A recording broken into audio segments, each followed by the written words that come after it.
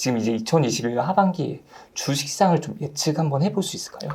제가 네. 주가를 예측하는 거는 제 영역이 아니라서 네. 이제 말씀드리기는 조금 어렵고, 이제 2021년 하반기를 말씀드리는 거는 이제 시간을 정해놓고 말씀드리는 건 저는 좀 어려운 것 같고요. 저는 대신에 이렇게 좀 말씀드릴게요.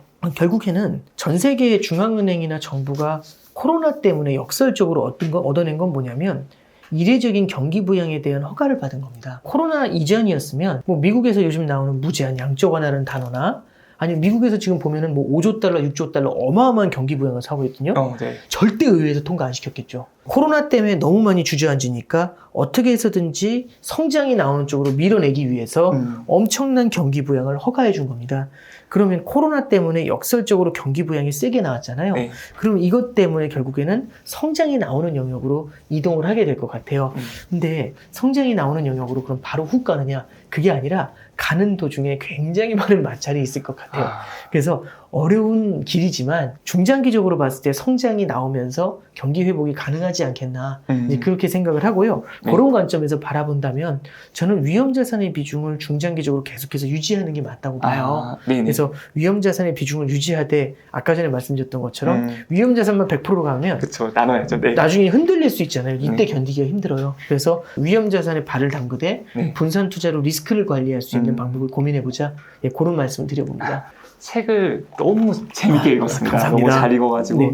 여기에 보니까 4가지 시나리오에 대해서 나오는데 네. 그 4가지 시나리오에 대해서 좀 말씀해 네. 주실 수 있을까요? 거시경제를 보다 보니까 많은 피드백을 받아요. 네. 거시경제는 투자에 별로 도움이 되지 않는다. 맞아요. 저도 개별 종목을 투자하시는 분들하고 대화를 나눠볼 때도 뭐 매크로 경제를 바라본다라는 게 꼭 필요하다고 생각하진 않습니다. 네. 별로 도움이 안 되는 경우도 있고요, 실제로. 근데 만약에 개인의 포트폴리오를 짤 때는 저게 도움을 주는 경우들도 있는 것 같아요. 그래서 필요한 곳도 있고 투자에 필요하지 않은 곳도 있다, 이렇게 이제 말씀드리고 싶고요. 그러면 필요한 곳에는 어떻게 쓸 건데? 그 질문에 답하기 위해서 사실상 이제 그 시나리오를 좀 쓰면서 말씀드렸고요. 시나리오는 제가 봤을 때는 거시경제, 감사합니다. 네, 거시경제에서 되게 중요한 요인이 성장하고 물가라고 봤어요. 네. 그래서 성장은 두 개로 나눕니다. 고성장과 저성장으로 나누고요. 네. 물가는 고물가와 저물가로 나눴어요. 그러면 2x2잖아요. 2 곱하기 2잖아요. 그럼 4개의 사분면이 나와요. 고성장 고물가, 고성장 저물가, 저성장 고물가, 저성장 저물가의 4가지 사분면이 나오게 돼요.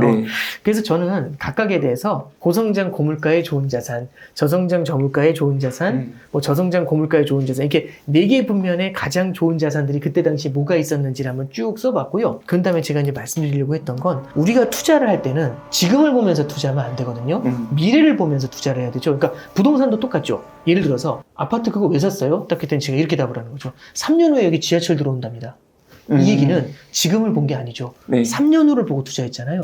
그러니까 이해가 되잖아요. 오케이, 3년 후에 좋아지니까. 기대가치를 본 그렇죠. 거죠. 기대가치를 본 거죠. 저는 이 포트폴리오 투자도 똑같다고 봐요.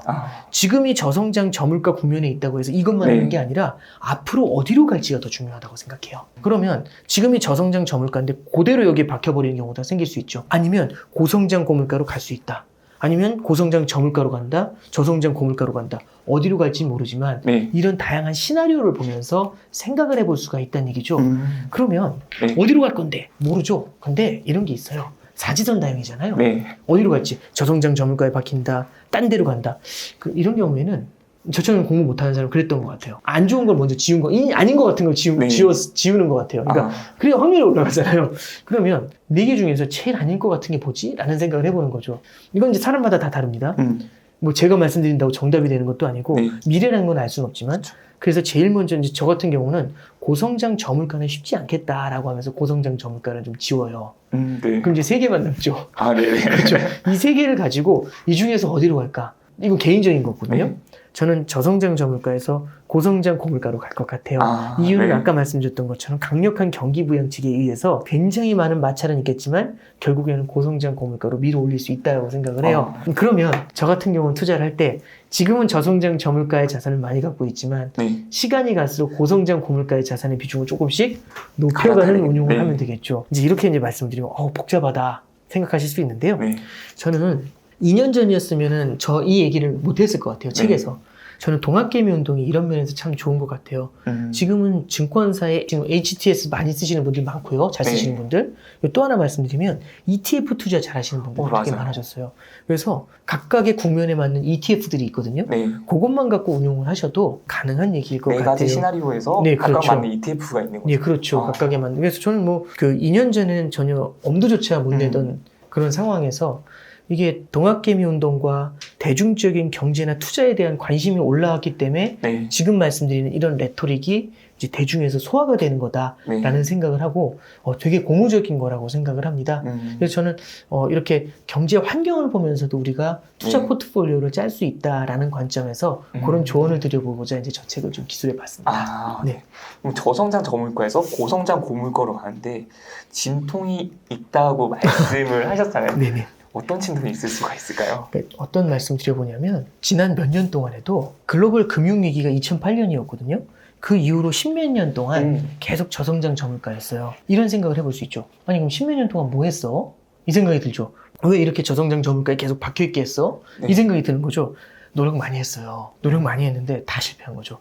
아, 고성장 고물가 쪽으로 확 밀어 올리다가 네. 주저앉고 밀어 올리다가 주저앉고 이런 거거든요. 왜 그런지 한번 말씀드려볼게요. 네. 제가 이런 비유를 좀 드려봅니다. 굉장히 오래된 건물을 한번 이제 간 적이 있어요. 이게 좁은 도로로 들어가가지고 좌회전을 하니까 아주 좁은 도로에 오래된 빌딩에 네. 지하주차장으로 들어가요. 네. 그런데 우측에는 이 좁은 도로의 바로 맞은편에 뭐가 있냐면 상점이 하나 있는 거예요. 옛날 그 슈퍼마켓. 네네.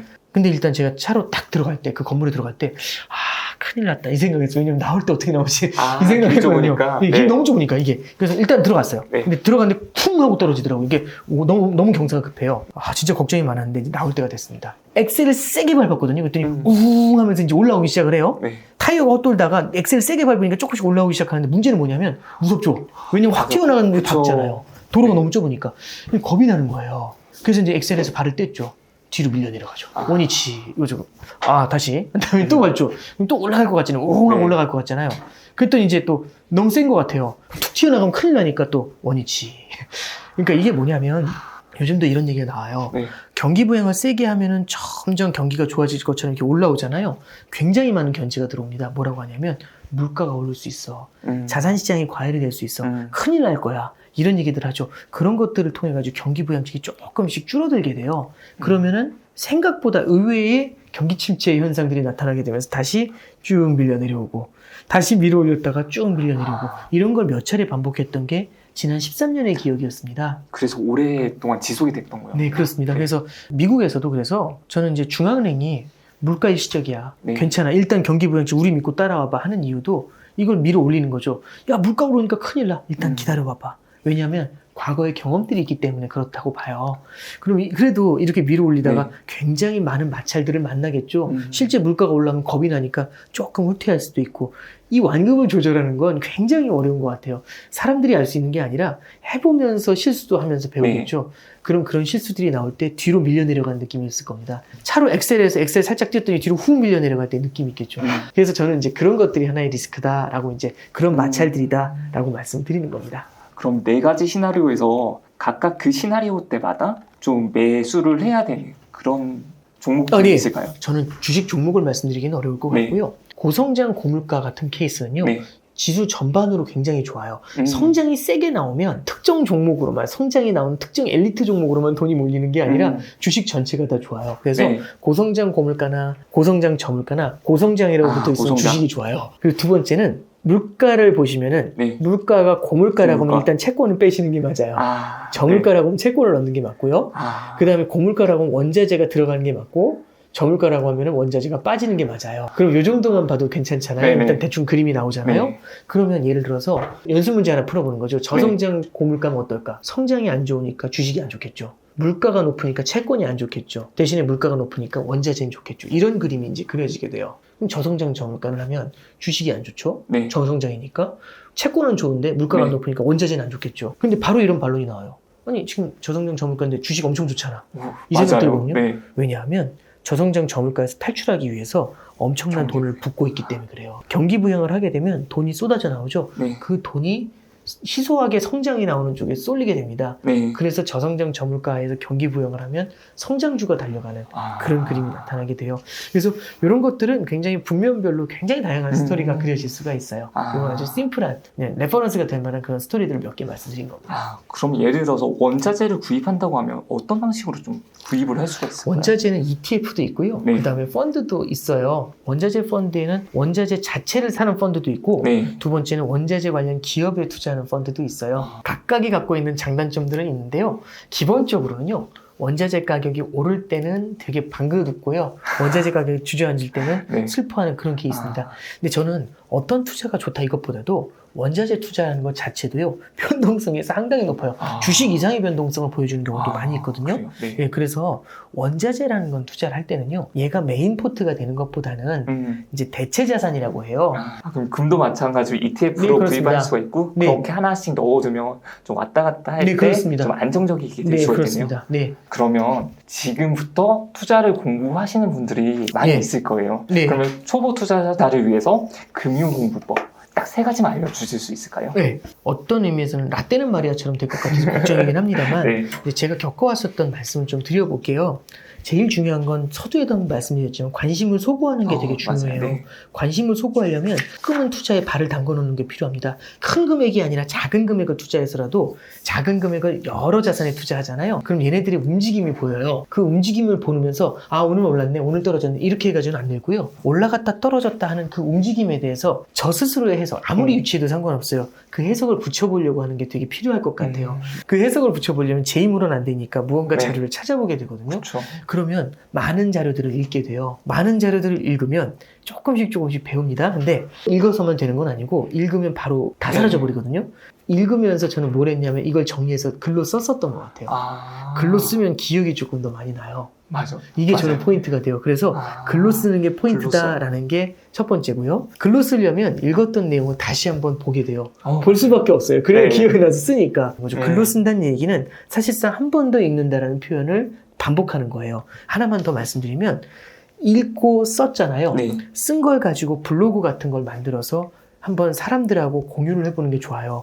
저 같은 경우도 사내 메신저를 통해서 입사 동기들이나 아니면 선배들이나 이런 분들한테 이제 그 유치한 그림 이렇게 뿌렸거든요. 야, 동기분들이 너무 좋아했을 것 같은데요. 근데 이제 사실은 네. 그때는 별로 관심 없었을 것 같아요. 워낙에 이제 한 열흘 정도 쓰다가 저 되게 네. 힘들었거든요. 아, 이거 해야 되나? 이런 생각도 되게 들고. 그런데 이제 아침에 좀 일이 있어가지고 그날은 글을 못 썼어요. 네. 근데 연락이 오더라고요. 기다리는 사람이죠. 예. 오늘 안 쓰니? 이렇게 오는 메신저를 봤는데 너무 기분이 좋더라고요. 맞아요. 읽어주는 사람이 있을 때 사람이 되게 기분이 좋아요. 이게 유튜브도 똑같잖아요. 보아주시는 그쵸. 분이 있으면 너무 기분이 감사한 좋고 거죠, 진짜. 댓글 달아주시면 더 좋고 막 이러잖아요. 맞아요. 네. 네, 그걸로 사실은 이렇게 힘들어도 하시는 거잖아요. 무언가 저를 자극할 수 있는 뭔가가 필요하다고 생각합니다. 왜냐하면 저 스스로는 되게 약한 존재이기 때문에 그 의지가 쉽게 꺾여요. 그래서 이제 첫 번째 관심을 갖기 위해 투자를 좀 해보자. 두 번째는 많이 읽고 써보자. 쓴 걸 공유해보자. 그래야 나 스스로를 변태같다고 할 수 있는데 어려움 속에 계속 놓아두어야 네. 그쪽으로 포스를 해가야 계속해서 저도 공부를 하면서 이어갈 수 있다. 네. 그런 컨셉에서 좀 말씀드려봐요. 어떻게 보면 부부장님께서도 환경에 집어넣은 거랑 거의 비슷하다고 그렇죠. 볼 수가 있겠네요. 네, 계속해서 그렇죠. 이제 글을 공부했던 걸 전달을 하면서 내가 어쩔 수 없이 해야 되겠다. 네, 안 그렇죠. 하면 찾으시는 분들도 있고 그렇죠. 하니까. 예, 이 유튜브로 해보셨으니까 그 네. 경험이 아마 이제 느껴지실 거예요. 근데 처음에 시작할 때 네. 이렇게 프레임을 짜서 들어가야지 해가지고 했던 건 아니고요. 네. 하다 보니까 계속 읽어주시는 분들이 더 늘어나요. 그러면 더 기분이 좋아지면서 우와 200명이나 있어 뭐 이런 거죠. 그럼 와, 너무 기분이 좋은 거죠. 스스로한테도 막 아, 잘했어 퇴근하고 이제 이런 생각할 때 되고 유치하긴 한데 이제 그런 생각 들고 하면은 더 열심히 하고 싶어져요. 그게 스스로를 계속 공부하게 만드는 자극이 되는 것 같습니다. 저는 계속해서 자극을 만들어야 무언가 포기하고 싶고 게을러지는 거에서 벗어날 수 있다라고 생각을 해요. 예를 들어 투자 경험을 쌓는다고 할 때 네. 그 금액적으로는 사람마다 좀 다르겠지만 초기 투자 비용은 어느 정도로 생각을 하고 좀 해보시면 좋을까요? 글쎄요, 그러니까 저는 월급이 있다라고 하면 급여의 뭐 30% 언더? 뭐 그 정도면 저도 처음에 시작할 때는 그 정도로 일단 시작을 했고요. 그리고 이제 한 가지 자산에 큰 금액을 넣는 것보다는 여러 자산에 넣어보셔야 각 자산의 특성을 또 공부할 수 있어요. 맞아요. 그게 좋을 것 네, 같아요. 그게 중요합니다. 네. 네. 갓 투자를 시작하시는 분들이 있을 수가 있어요. 네, 근데 네. 들어왔더니 주식 주식 시장도 많이 올라있고 3,300을 돌파를 했더라고요. 네네. 그리고 뭐 부동산 시장도 많이 올라가 있는 상태에서 좀 허탈함을 느끼시는 분들이 많을 텐데 좀 한 가지 조언을 해 주신다면. 네, 저는 이제 지수라는 거라든지 이제 지금의 가격만을 보면서 이제 투자할 게 더 이상 없다. 저는 그건 좀 다른 것 같아요. 금리가 낮기 때문에 지금 많은 사람들이 비슷한 상황에 있는 거고요. 그럼에도 불구하고 지금 워낙에 금리가 낮기 때문에 무언가 투자할 수 있는 틈새를 찾으려고 하시는 분들도 많아요. 저는 이렇게 생각을 해요. 그러니까 너무 높기 때문에 나는 무조건 돈을 벌어야 돼. 항상 수익을 내야 돼. 이 관점으로 들어오시면 투자에 성공할 수가 없고요. 이럴 때일수록 담궈 두시면서 스터디를 해보시는 게 되게 필요한 것 같아요. 떨어지더라도 설령. 그럴 때 하락하거나 아니면 계속해서 내가 투자에 대한 관심을 가질 때 결국에는 지금의 투자가 중요한 게 아니라 미래의 투자를 이어갈 수 있는 큰 동력이자 밑거름이 돼요. 통찰력을 쌓아가는 과정이에요. 그렇죠. 저는 갓 투자를 시작하셨잖아요. 네. 그럼 저는 수업료를 내는 과정이라고 생각을 해요. 300만 원, 400만 원 내고서 듣는 자격증 과정도 있잖아요. 네. 저는 이제 그런 관점을 생각하시면서 설마 아무리 투자하시더라도 영원히 되진 않겠죠. 음. 제로가 되는 거 아니잖아요. 그러니까 예를 들어서 일정 수준 하락한다라고 생각이 되시더라도 투자를 하시면서 계속해서 모니터링을 해보시는 게 되게 중요하고요. 저 같은 경우도 금융위기 때 실제로 투자했었던 자산들이 많이 떨어졌었거든요. 아, 네. 근데 그 경험을 통해 가지고 많이 배웠던 것 같아요. 복기라는 게 되게 중요합니다. 바둑을 할 때도 복기는 네네. 뭐냐면 제가 틀린 거를 이렇게 돌아보는 거잖아요. 네.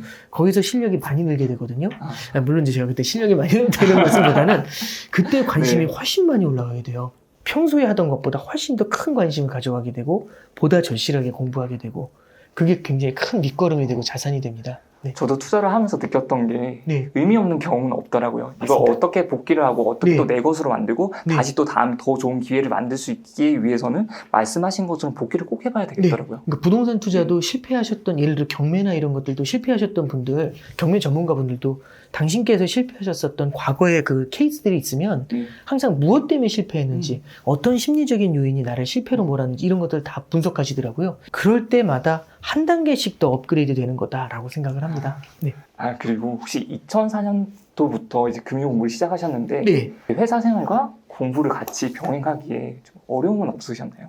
저는 운이 좀 좋았던 부분이 분명히 있는 게 아, 네. 회사에서도 투자 관련된 부분을 업무를 좀 주어서 아, 그래서 공부를 하기에 조금 되게 좋은 그래서 저도 회사에 되게 감사를 하고요. 그러니까 이거는 운의 영역도 좀 있는 것 같아요. 네네. 그러면은 회사에서 그런 걸 좋아하지 않는 회사에서 그거하고 전혀 다른 업무를 하면 어떠냐. 그래서 제가 말씀드리고 싶은 게 그럴 때일수록 스스로를 조금 어려운 환경에 놓이게 하는 게 되게 필요한 것 같아요. 왜냐하면 언제든지 포기하고 싶어져요. 그리고 언제든지 포기할 500가지 이유가 있어요. 맞아요. 진짜 그런 언제든지 것 같아요. 있어요. 이거 해봐야 뭐 이게 되게 많거든요. 그래서 저는 스스로를 조금 고달프게 만들더라도 만약에 그게 어려운 여건이라고 해도 저는 투자라는 게 필요하다라는 걸 확신을 갖고 계신다면 조금 힘들더라도 계속해서 밀고 갈 수 있게 그런 여건을 조성해 주시는 게 필요하지 않나 그렇게 생각합니다. 사실 맞는 말씀이에요. 너무 맞는 말씀인 게 투자는 어쩔 수 없이 재테크라는 건 꼭 해야 되는 네. 것 같아요. 나중에 노후 준비를 하기 네. 위해서는 차근차근 공부해서 하게 된다면 또 좋은 결과도 있지 않을까 생각하게 됩니다. 네.